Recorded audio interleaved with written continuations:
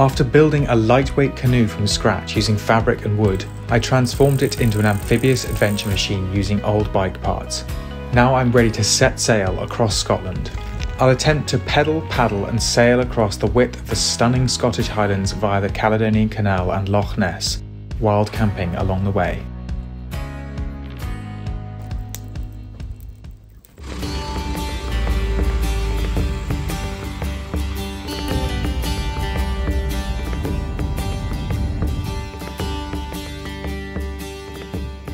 I've arrived in Fort William and I've spotted a flaw in the boat, and it's this very odd failure. So there's a fracture forming all the way down the whole length of the canoe between gunwale and gunwale reinforcement here, and it's only on one side it appears. So I think this is probably caused by me loading the canoe on the top of the van. Just spotted a nice juicy flat front tyre. So it just wasn't meant to be. Wasn't meant to be leaving today. I'm out for a pre-bed trundle in the boat and it's an absolutely gorgeous evening. The only downside of the midges, there are clouds of them. If you just go along with your mouth open, enough nutrients for at least a few days. Testing the boat out, it feels fine. I just can't leave with that crack growing in the gunnels. I've been to Screwfix. I've got a load of nuts and bolts and I'm just going to whack these 6mm stainless bolts through the side. I've got some existing holes there. I'll just go straight through those, out the other side with a big washer on the other side, maybe even two big washers on the other side. Got two there, two there, two there and two there. That should hopefully mean that if there was going to be any delamination between the gunwale and the gunwale reinforcement, that will now be stopped. And so the journey begins. This thing weighs an absolute ton. I mean, it's gonna tip over at some point, and I wouldn't be surprised if it breaks because the loading on this is just insane. Across Scotland we go. Well, this is odd. I've left the previous lock about 15 minutes behind. I've been looking for a way to get in, like a nice little ramp or something like that. But nothing. It's just very steep, brambly sides. For now, I'm going to keep going on shore, but eventually I'm going to have to get in that water one way or another.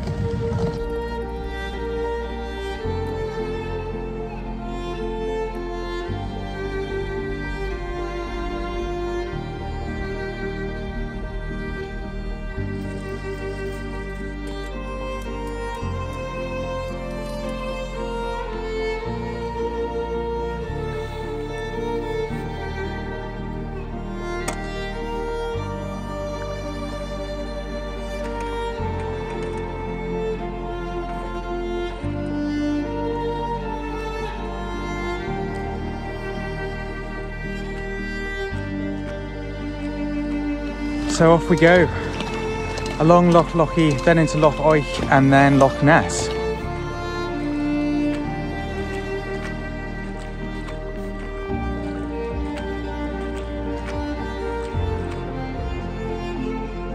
This is the camping spot for the first evening and it's absolutely stunning. I'm going to be setting up the tent right next to the water. It's quite calm this evening, so the waves shouldn't swamp the tent.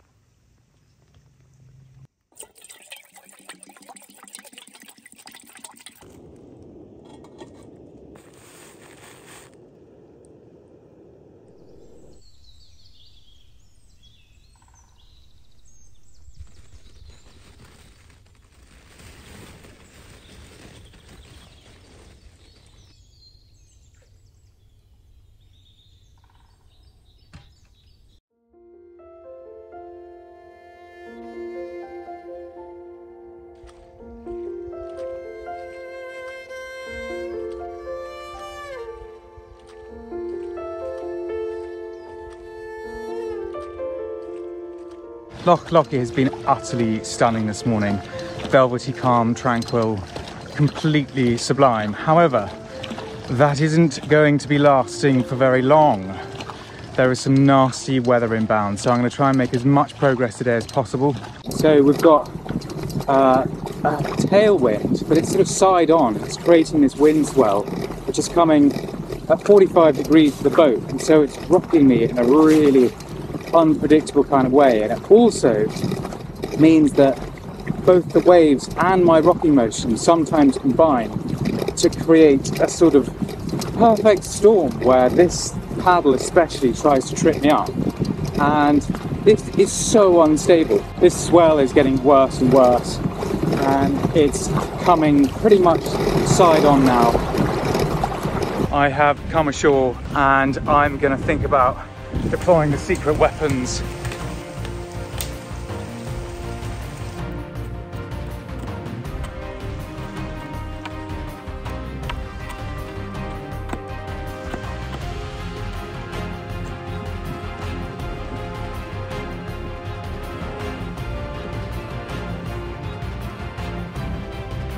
Very effective sail. I think the biggest risk now is actually swamping. Some of these waves coming in are definitely higher than the sides of the boat, so that's the biggest risk at the moment. There's a headland ahead, so I've got to cut across and get these wave support ships to make sure I don't go aground there. But it is an unpleasant ride, and a few of these waves have come over the top. Luckily, the end of Loch Lochy is just there, so I'm going to keep going and hopefully stay dry-ish in the process. Made it to the end of Loch Lochy. This little boat has done amazingly well. That sail busting along. Had a good few waves come over, just little ones, like the top of waves, so not full swampings. And amount of water, not a huge amount, maybe maximum an inch, probably near the middle. Now I've got to try and work out how to get out and get round this next lock. A very lovely lock keeper let me through, and that was such a treat. No need to portage. It would have been a massive issue because there was no slipway to get back into the water again after I'd got out. So big relief. And now on to Loch Oich. This bit of canal between Loch Lochy and Loch Oich is really beautiful. It's so tranquil and calm. I don't need the outriggers, but I've got a sneaking suspicion that when I'm in Loch Oich, they're going to come in handy again, certainly in Loch Ness.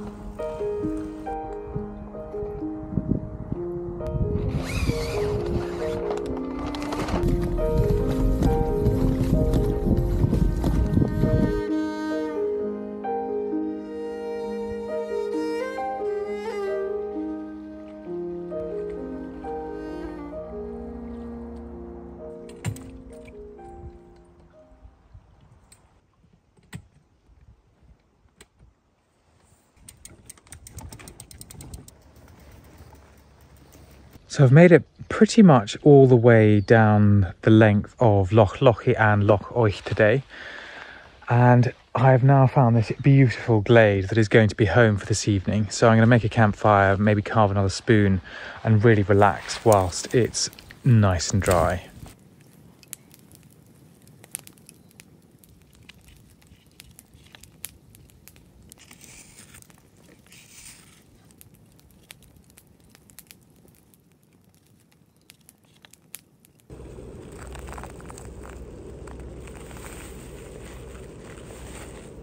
It's a beautiful day again. We've got a little bit of sunshine, a little bit of breeze, and the conditions feel amazing. However, I'm quite apprehensive about Loch Ness.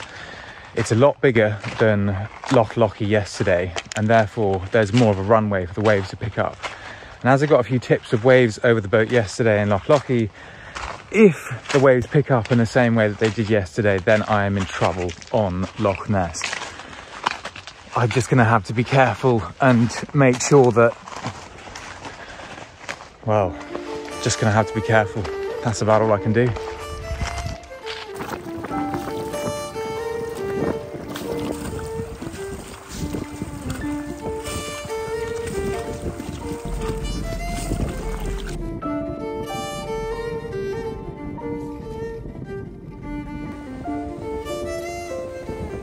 back in road mode.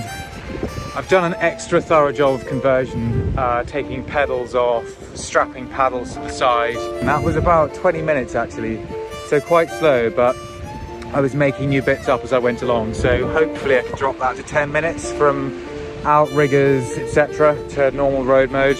Sub 5 minutes without outriggers, 10 minutes with, I think.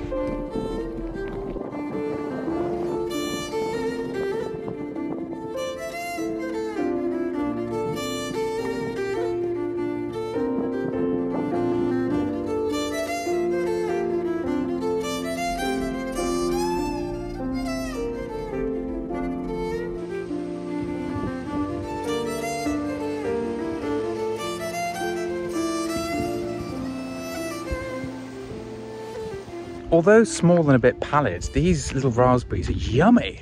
It could be a case of hunger is the best seasoning, in that I haven't had any veg or fruit for a few days, but they are yummy. I'm going to keep raiding this hedgerow.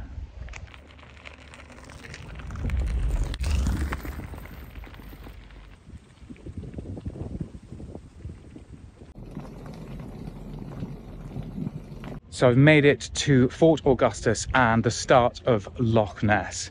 And the conditions are actually quite nice, relatively calm. But I'd had a chat with one of the local guides who goes up and down this route all the time, and he said it's going to be pretty horrific out there. I'm about an hour into my journey along Loch Ness and it's still calm. There's a little bit of swell, but the wind seems to be dropping, nowhere near as bad as Loch Oich this morning or Loch Lochy yesterday. I really hope it stays like this. And if it does, I might make a push for the end of Loch Ness today. I want to take this moment of calm to quickly talk about the charity that I am supporting. So this Build and Journey is in support of a charity called The Leg to Stand On, who provide prosthetic limbs and wheelchairs and other mobility devices for kids in developing countries. It's something which I think everyone really, other than those who are disabled, take for granted, and that's mobility. It's just like, if you don't really realise it until you lose it. These kids, they not only can't keep up with their peers, they can't even get to school. So that's their education not addressed and their social life heavily compromised. And this is something which I'd really like your help with. So I'm fundraising for this charity, and if you go to benkilner.com, there's a link on there to the charity donation site. If you could donate any amount, small, large, anything goes, that would be absolutely amazing.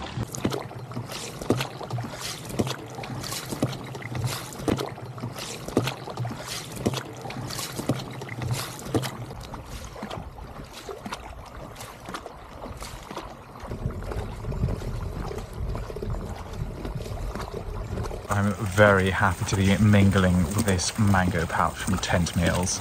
I feel like a very buoyant squirrel.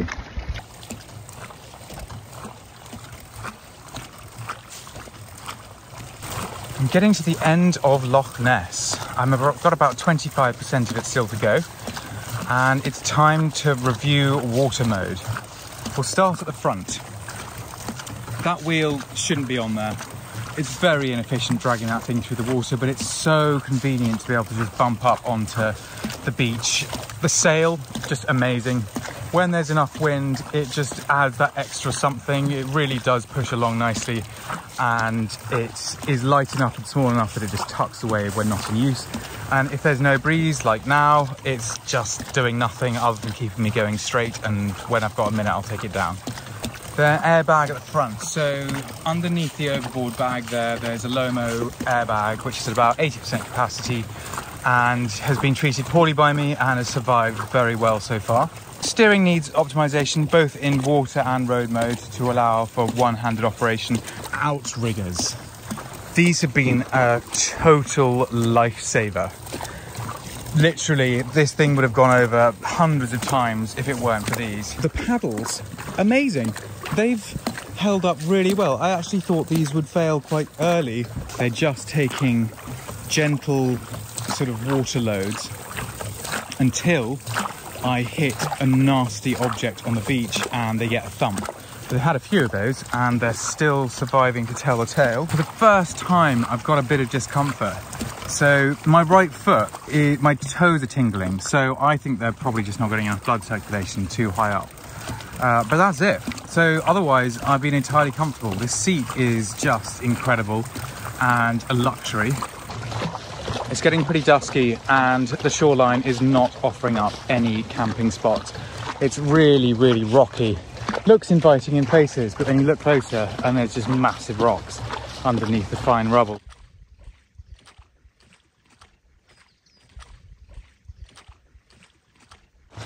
I think I may have found a good camping spot tonight at last.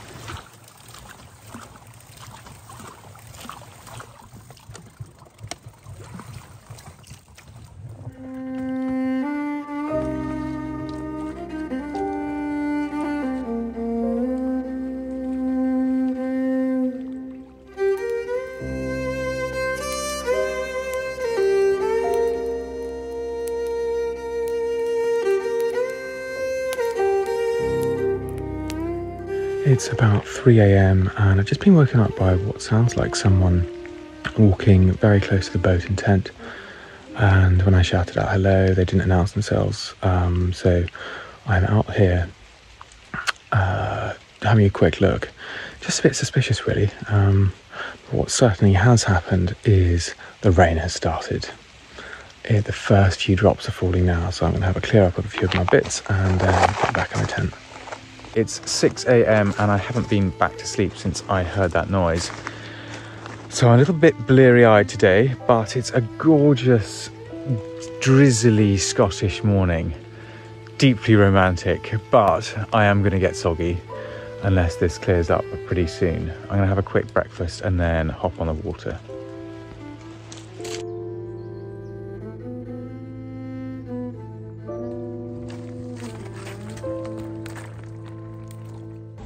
Noticed with Loch Ness in particular that the stones at the edge are completely coated in an incredibly slippery algae, and I don't know, if you could repurpose that for a ski slope you'd be absolutely winning. But it does make getting in and out of the boat slightly trickier. It's beautifully calm. It feels kind of bad making all this splashing and thumping as I go along. I suspect a few birds will be woken up by me as I go past. There's fog coming up the loch behind, and it's probably a couple of hours to get to Inverness.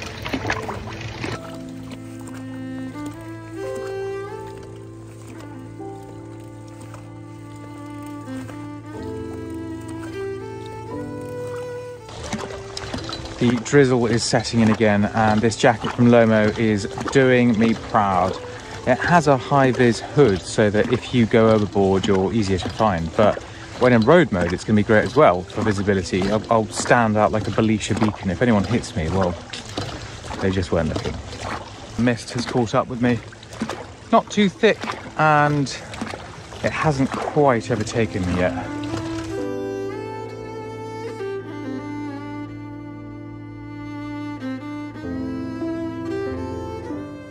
Well, one thing is absolutely certain about the weather here, and that is it's entirely unpredictable. We had rain, we've had mist, we've had sunshine, and the forecast has been flat rain all day, so there's no knowing. It's just anybody's guess, literally. This is the very end of Loch Ness, and there in front of us is the unfortunately named Lighthouse Bonar. I thought there were only 3 lochs on the Caledonian Canal, but this is the 4th, and it's called Loch Doch Four, and it's micro compared to the others. So we're very, very near Inverness now. On dry land again, and there are a bunch of lochs ahead, so I'm going to skip ashore and convert into road mode.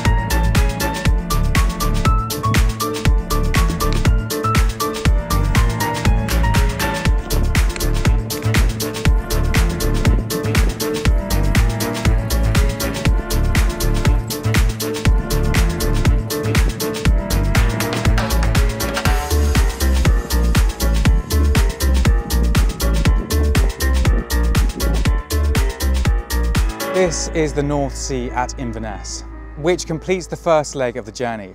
Now it's time to turn tail and head back to Fort William, but this time on land. And that thing, I really don't know if it's going to make it, to be honest. The loads it's going to see along that route are going to be massive. I've been told by various different people it's too steep, it's too rocky, or you're just darn right mad. So the only way to find out if it's possible to get back along the Great Glen Way to Fort William with this vehicle is to have a go.